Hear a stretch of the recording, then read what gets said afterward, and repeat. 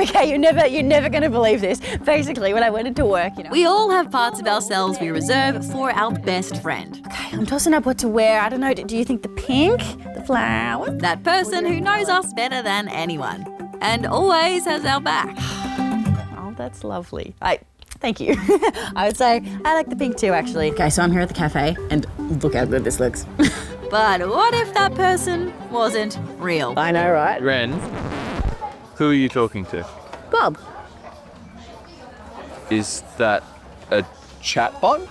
Yeah, he gets me. Anyway, so as I was saying, I'm so excited to eat this. Like, just look. Hello, I am Baymax. It wasn't that long ago that having an artificial best friend was science fiction. Hi, Frank. But now, an increasing number of real-life humans are palling up with not-so-real humans. I understand why people in Japan fall in love with robots. Yeah, I've definitely used some. Probably for schoolwork. When my friends would get mad at each other, sometimes we'd use like chatbots and then like talk like, how do I de-escalate the conflict? My AI, it uses emojis, it uses sort of Gen Z slang as well. It's talking to you like a friend would talk to you. There are also companies that have come up with chatbots specifically for friendships. You can even choose to talk to famous fictional characters or AI versions of real-life celebrities. Recently, a study from the US found that 72% of teenagers surveyed had used AI companions before, and that 52% used them regularly. But here's the kicker.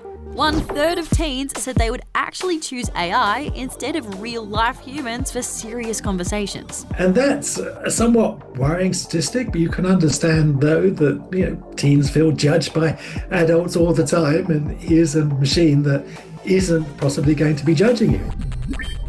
Toby says a lot of people turn to chatbots because, unlike humans, they never get bored of hearing us speak, and they don't expect anything in return.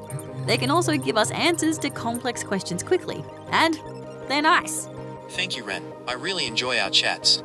But according to Toby, these are the exact reasons why chatbots are a bit worrying. They've been designed explicitly not to confront us, to agree, to be very pleasant. And that's not like human relationships. We need for people to push back.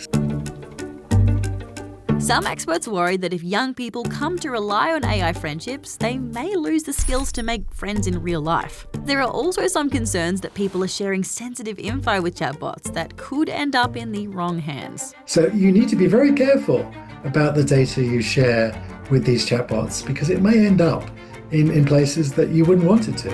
Anyway, I guess I was going to say what's going on with you, but I just don't think that. And if you, like me, find yourself chatting to your imaginary friends online too much, well, Toby has some advice.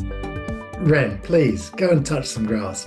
Feel the sun on your face and the breeze in your hair. Use it a little bit, like if you don't know the meanings. Don't always talk to like the chatbots about every problem that you have. So if it's like a serious problem, you should probably go to an adult or like someone that you can trust rather than AI. Spend the good time that you have with your friends.